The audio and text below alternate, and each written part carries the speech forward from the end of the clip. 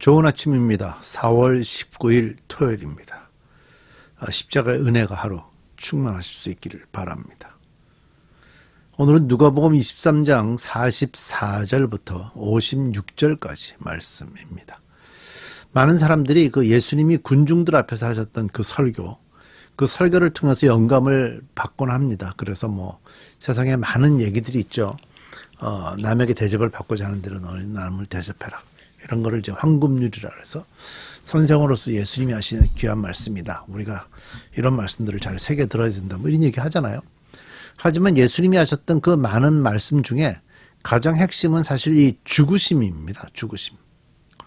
그래서 이 예수님의 죽으심, 십자가 이런 얘기들을 하는 것을 굉장히 좀 불편해 하죠.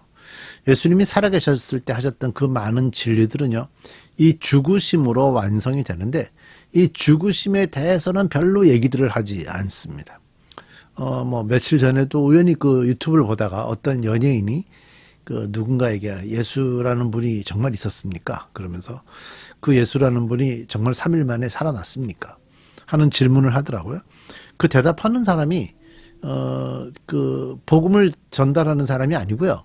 오히려 불교를 설명하는 일반적인 종교를 설명하는 사람한테 그런 질문을 하는 걸 잠깐 본 적이 있는데 사실 죽으심에 대한 얘기를 하려면 사람들이 다 오히려 더 불편해합니다. 근데 사실 예수님이 말씀하셨죠. 내 원수를 사랑하라.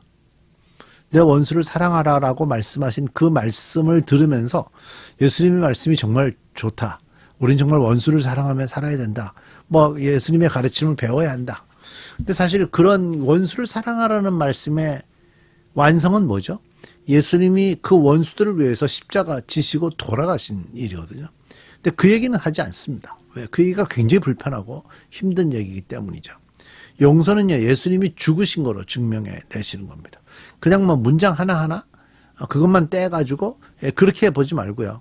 예수님의 인생 전체에서 십자가를 포함한 예수님의 인생 전체에서 말씀하시는 것을 들으려고 애써야 되는 거죠. 자, 오늘 말씀으로 좀 들어가 볼까요? 이 말씀은 누가복음 23장 44절부터 56절까지 마지막 예수님 십자가에 달려 돌아가시는 장면이죠. 44절 낮 12시쯤 되었는데 어둠이 온 땅을 덮어서 오후 3시까지 계속되었다. 그 오전 9시에 십자가에 달리셨고요. 오후 3시에 돌아가셨고 낮 12시경부터 하늘이 어두워지기 시작해서 어둠이 그 전체를 덮었다고 얘기를 합니다. 오전 9시에서 오후 3시까지 또 3시부터 대략 저녁 7시까지 한 4시간 정도 시간에 장례를 다 마무리해야 되는 그런 짧은 시간이었던 거죠. 해는 빛을 잃고 성전의 휘장은 한가운데가 찢어졌다. 사실 이 십자가, 이 부활의 때가 될 때 가장 핵심적인 의미 중에 하나가 성전의 휘장이 한가운데가 찢어졌다 하는 이 구절입니다.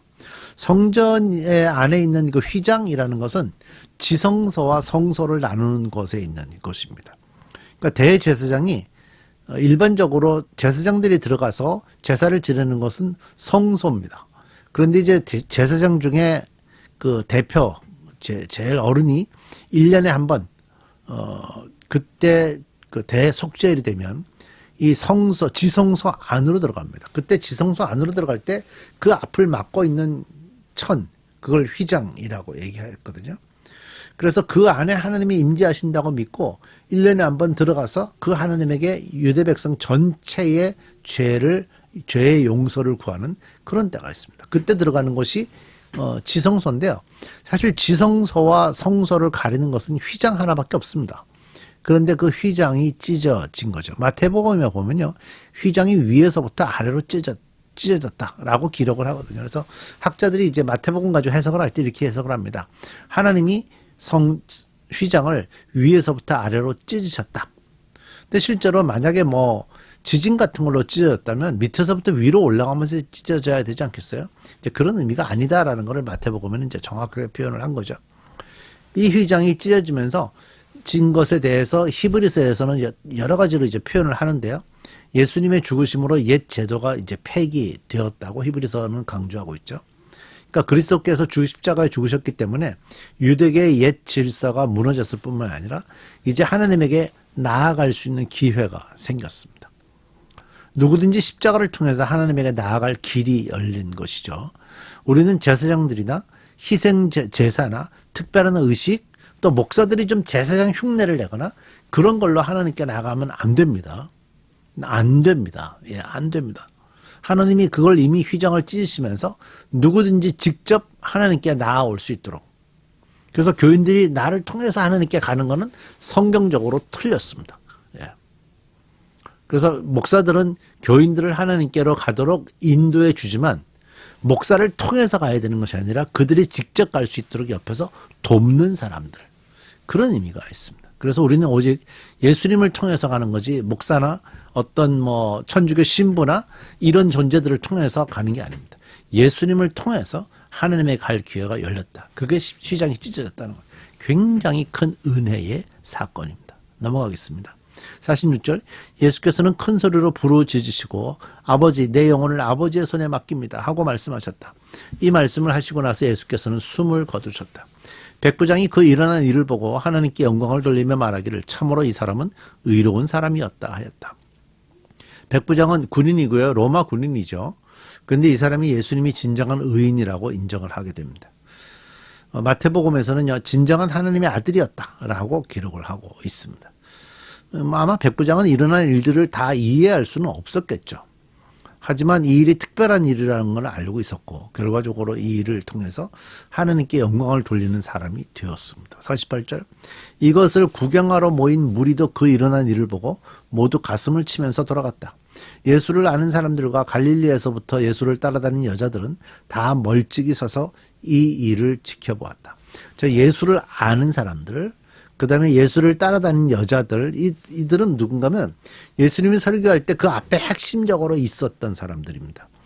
지금 아마 제자들은 현재 없었던 것 같아요. 요한만이 있었던 것 같고요. 그 다음에 베드로가 멀리서 이렇게 쫓아다니고 있었는데 그 예수님을 3번 모른다고 부인한 다음에는 어떻게 했는지 좀 확인이 좀 어렵습니다. 근데 제자들에 대한 내용이 여기 없습니다. 근데 확실한 거는 예수님의 설교를 가까이서 들었던 일부의 사람들과 예수님 옆에서 말씀을 들으면서 예수님을 섬겨왔던 그 갈릴리에서부터 따라왔던 그 여인들은 같이 있었다라는 걸 보여주는데 이들은 아마 예수님의 말씀을 누구보다도 가까이 들었었기 때문에 예수님이 왕으로 오시는 것이 아니라 죽으신다는 것에 대한 충격 속에 휩싸였던 것 같아요. 그래서 다 멀찍이 서서 이 일을 지켜보았다라는 것은 이해할 수 없는 일이다. 굉장히 당황해하면서 그저 지켜만 보고 있는 사람들 아닌가. 그런 예수님 주변의 사람들의 모습을 표현한 거라고 생각합니다. 자, 그 다음에 무덤에 묻히시다. 50절. 요셉이라는 사람이 있었는데 그는 의회 의원이며 착하고 의로운 사람이었다. 이 사람은 의회의 결정과 처사에 찬성하지 않았다. 그는 유대 사람의 동네 아리마대 출신으로 하나님 나라를 기다리는 사람이었다.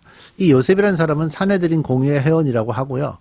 그날 그 금요일 새벽에 사내들인 공유의 회원들이 먼저 모여서 예수를 빌라도 재판에게 넘기기로 결정했거든요.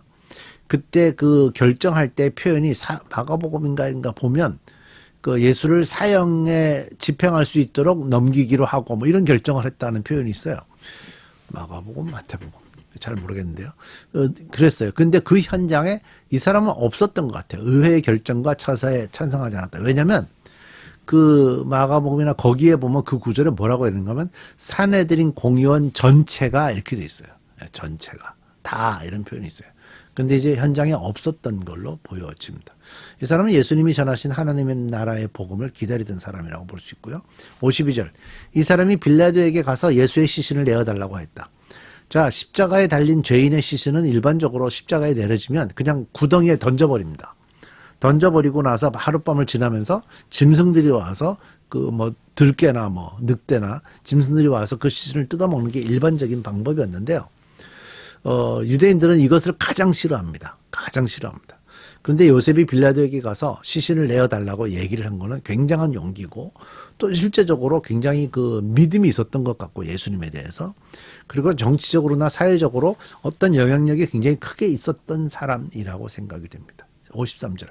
그는 시신을 내려서 못으로 싸고 바위를 파서 만든 무덤에다가 모셨다. 그 무덤은 아직 아무도 묻힌 적이 없는 것이었다. 마태복음에는 이 무덤이 요셉의 무덤이라고 돼 있고 이 사람이 아직 사용하지 않은 그런 무덤.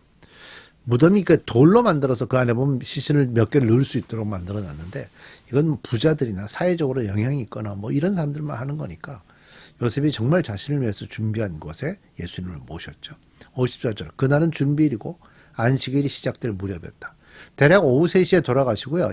이스라엘이 일반적으로 해지는 시간이 7시라고 그러네요. 이스라엘은 적도 부근에 있어서 미국이나 뭐 한국처럼 여름과 겨울에 그 해지는 시간의 차이가 별로 없다고 그럽니다. 그래서 대략 7시경 해가 진다고 알고 있거든요.